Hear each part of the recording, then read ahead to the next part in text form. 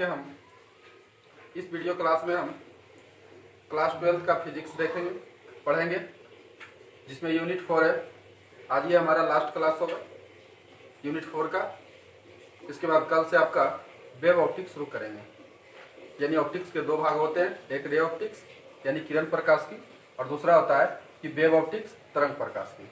तो ray optics में 4 chapter पढ़ने का था आपको, ये हो गया कंप्लीट, और वेव ऑप्टिक्स में 3 चैप्टर पढ़ने का है, तो वे कंप्लीट करेंगे। तो कल आपका वेव ऑप्टिक्स शुरू करेंगे। तो देखिए, हम आपको आज के जो क्लास में हमें कि न्यूमेरिकल क्वेश्चन बता रहे हैं। पिछले वीडियो में हमने क्वेश्चन नंबर 3 तक आपको बता दिए थे। आज क्वेश्चन नंबर 4 देखते हैं। तो देखिए, क्वेश्चन नंबर 4 कहता है कि फिलंट कांच के लिए हम आपको बताए थे कि कांच दो प्रकार के होते हैं, एक क्राउन कांच है, एक फिलंट कांच होते हैं। तो फिलंट कांच के लिए म्यू मैंने वर्तनांक हुआ, भी मैंने यहाँ पर दर्शा रहा है बाइनोट रंग, तो बाइनोट का मतलब हुआ बैगनी रंग दर्शा रहा है। तो म्यू भी का मान इतना दिया हुआ है, यानी बैगनी रंग का वर्तनांक 1.632 दिया हुआ है। म्यू आर यानी लाल रंग का वर्तनांक दिया हुआ है 1.612 दिया हुआ है। ठीक पीली किरण के लिए यानी पीली रंग के लिए म्यू बाई दिया है, येलो अब वर्तनांक दिया हुआ है। तो कह रहा है इतनी भी, यानी ये लाल, पीला और बैगनी रंग के वर्तनांक दिया है, तो कह रहा है कि निम्नलिखित की गणना करें। यानी इसकी सहायता से दो हिसाब बनाए। पहला कह रहा है कि फिलंट कांच की वर्ण विक्षेपण क्षमता निकाले। फिलंट कांच की वर्ण विक्षेपण क्षमता तो हम जानते हैं, यानी हम बोल सकते हैं कि म्यू भी बराबर क्या दिया हुआ है 1.632। बस न्यूमेरिकल में पहले ये ध्यान रखिए कि क्या चीज दिया है और क्या निकालना है। न्यूमेरिकल बहुत इंपॉर्टेंट होता है। तो म्यू भी का मान होता है 1.632, म्यू आर का मान होता है 1.612, और फिर म्यू वाई का मान दिया हुआ है 1.620। अब पहला क्वेश्चन में कह रहा है कि फिलंट कांच की वर्ण विक्षेपण क्षमता निकाले। तो वर्ण विक्षेपण क्षमता को हम बताए थे कि थीटा से सूचित किया जाता है, यानी थीटा आपसे पूछ रहा है। तो थीटा पूछ रहा है कि फिलंट कांच की वर्ण विक्षेपण क्षमता निकाले। उसके बाद दूसरा हिसाब पूछ रहा है। तो पहले हम पहला तो निकाल ले कि फिलंट कांच की वर्ण विक्षेपण क्षमता। देखिए, तो थीटा बराबर हमने सीख किए थे, या थीटा बराबर होता है म्यू भी माइनस म्यू आर बटे म्यू बाई माइनस 1। यानी वर्ण विक्षेपण क्षमता बराबर होता है थीटा बराबर म्यू भी माइनस म्यू आर और म्यू बाई माइनस 1। अब देखिएगा,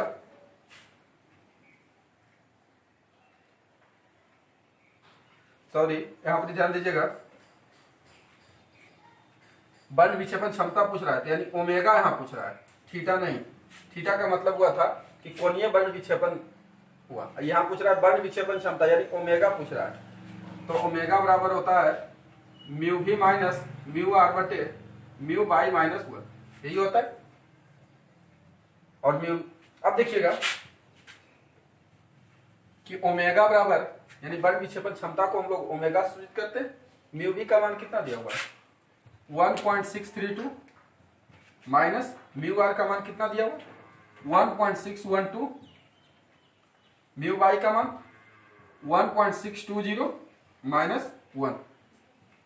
अब देखिए 1.62 ये शून्य हो गया, 3 में से गया 2 हो गया, ये शून्य हो गया, यानी 0.020।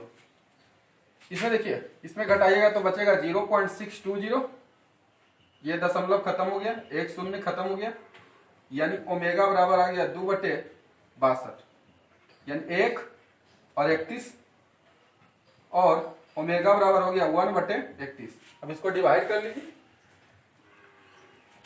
डिवाइड करने के बाद कितना आता है,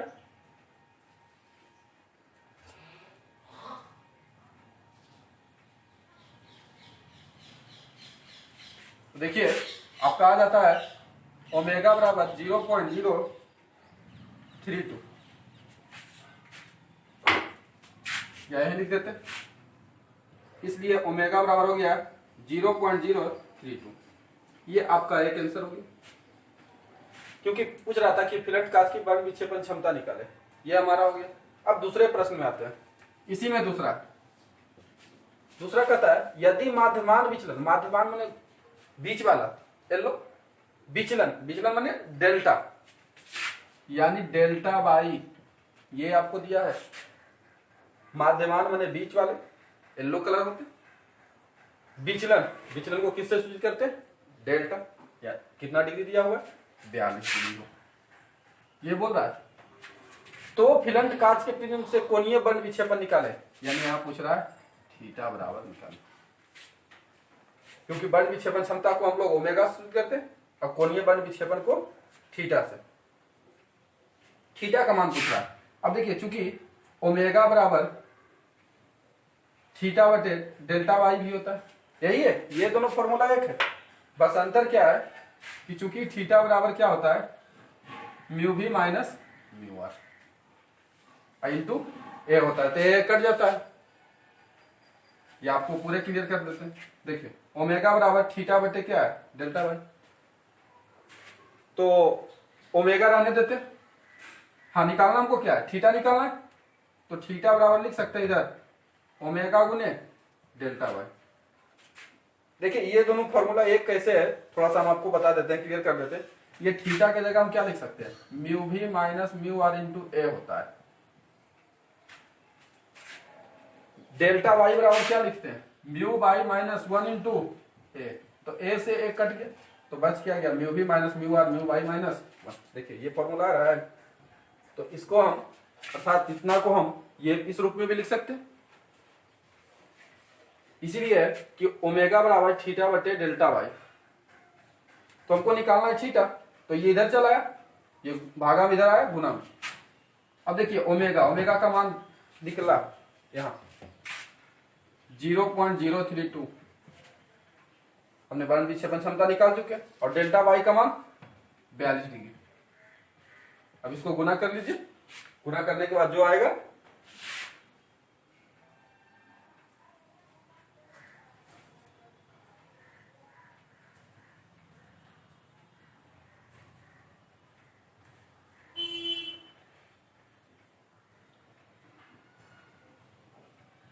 ये आपका 0.032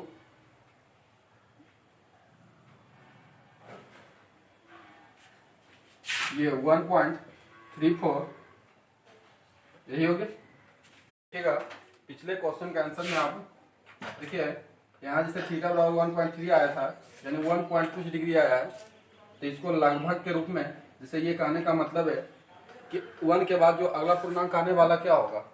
2 ही होगा। अगर 2 पॉइंट कुछ रहता तो उसके अगला पूर्णांक आने वाला क्या होता? 3 होता। 3 पॉइंट कुछ रहता तो उसके अगला आने वाला क्या होता? 4 होता। तो इसलिए इसको लगभग में 1.4 डिग्री लगभग आप लिख सकते हैं। अगर वस्तुनिष्ठ प्रश्न दिया, इस तरह के क्वेश्चन, छोटा क्वेश्चन दिया और उसमें इस तरह के ऑप्शन दिया, तो आप इस तरह से लिख सकते हैं। क्लियर? अब हम आते हैं क्वेश्चन नंबर 5। ये ध्यान दीजिएगा, ये क्वेश्चन क्या है?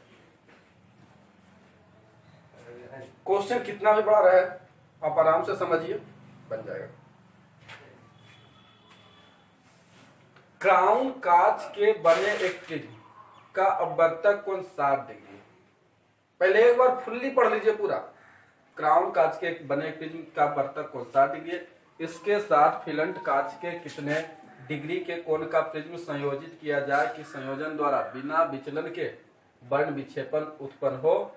क्राउन कांच के लिए बैगनी, और इस तरह से क्राउन कांच के लिए बैगनी, पीले तथा लाल रंग के अपवर्तनांक, फिर फिलंट कांच के लिए मान दिया हुआ है। यानी इसमें 2 कांच दिया है, एक क्राउन और एक फिलंट। और ऐसे भी जानते हैं कि जब प्रिज्मों का संयोग होता है तब उसमें 2 प्रकार का कांच होता है, एक क्राउन कांच और एक फिलंट कांच, तब जाके प्रिज्मों का संयोग होता है।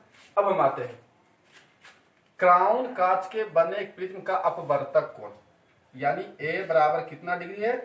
60 डिग्री। अपवर्तक कोण को ए से सूचित करते हैं, क्राउन के लिए ए से, और अगर फिलंट रहे तो उसको डैश, और अगर दोनों में कोई एक को दे रहे सिर्फ क्राउन और फिलंट तो डैश ना भी दीजिएगा तो चलेगा। लेकिन जब 2 को अलग अलग हो जाते हैं तो फिर उसको अलग करने के लिए कुछ इंडिकेट किया जाता है। इसमें 2 को दिया है क्राउन और फिलंट, इसीलिए इसमें ए बराबर तो अपवर्तक कोण को ए से, तो ए बराबर 60 डिग्री। अब बोल रहा है इसके साथ फिलंट कांच के कितने, यानी फिलंट कांच के कितने डिग्री के कोण, यानी पूछ रहा है, यानी ए डैश बराबर व्हाट, ये पूछ रहा है हमसे। कि फिलंट कांच के कितने डिग्री के कोण का प्रिज्म संयोजित किया जाए, कितने डिग्री, यानी ए डैश पूछ रहा है। डैश इसलिए माने क्योंकि क्राउन को हम लोग ए से, तो फिलंट कांच को सूचित करने के लिए डैश का उपयोग करते हैं। थ्योरी में भी किए थे। संयोजन द्वारा बिना विचलन के वर्ण विक्षेपण उत्पन्न हो। अब देखिए, जब प्रिज्मों का संयोग होता है तो दो स्थिति होती है, एक वर्ण विक्षेपण रहित विचलन। तो वर्ण विक्षेपण रहित में क्या होती है कि वर्ण विक्षेपण हो, वर्ण विक्षेपण एक प्रिज्म द्वारा उत्पन्न वर्ण विक्षेपण दूसरे द्वारा निष्फल हो जाए, लेकिन विचलन हो, यानी वर्ण विक्षेपण रहित विचलन था। एक था विचलन रहित, तो इसमें बोल रहा है कि बिना विचलन के, यानी विचलन रहित वर्ण विक्षेपण ये है, और इसमें बोल रहा है वर्ण विक्षेपण हो। तो जिसमें वर्ण विक्षेपण हो तो हो गया विचलन रहित वर्ण विक्षेपण। और अगर बोलता कि विचलन हो तो उसको बोलते हैं वर्ण विक्षेपण रहित विचलन। फिर से थोड़ा सा समझिए, जिसमें बोलेगा विचलन तो उसमें विचलन लास्ट में बोलना है, जैसे वर्ण विक्षेपण रहित विचलन। इसमें बोल रहा है लेकिन वर्ण विक्षेपण हो तो इसमें बोलेंगे विचलन रहित वर्ण विक्षेपण, इस तरह से।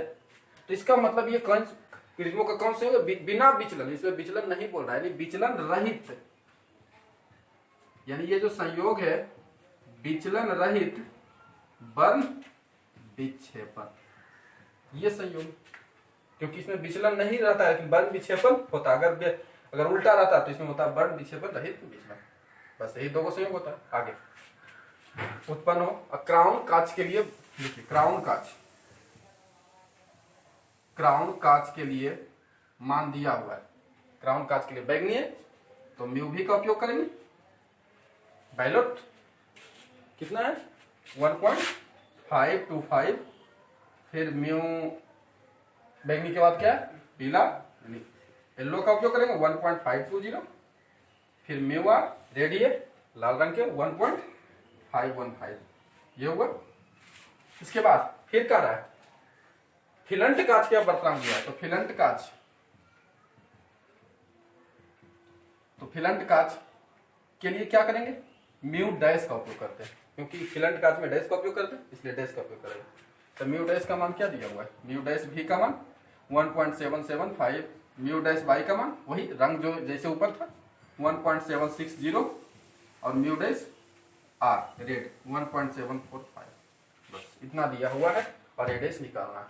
तो हम देखिए विचलन रहित वर्ण विक्षेपण में आया था एक समीकरण कि चूंकि ए बटे ए डैश बराबर minus mu dash by minus 1 और म्यू बाई माइनस 1, ये आया था।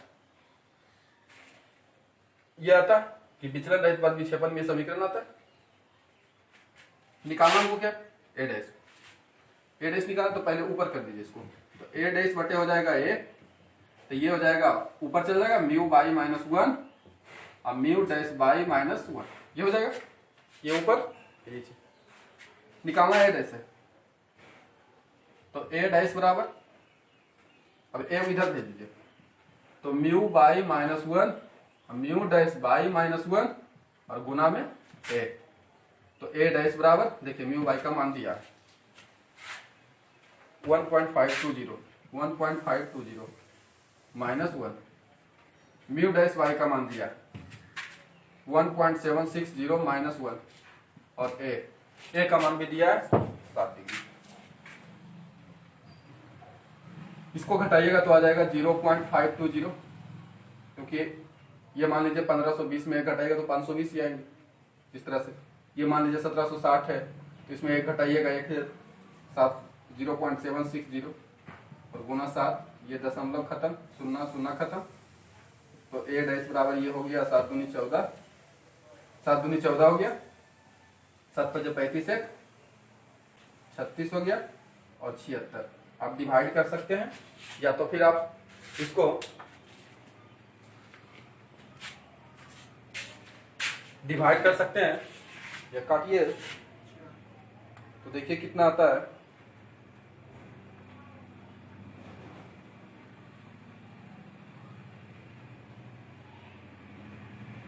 $364 भागा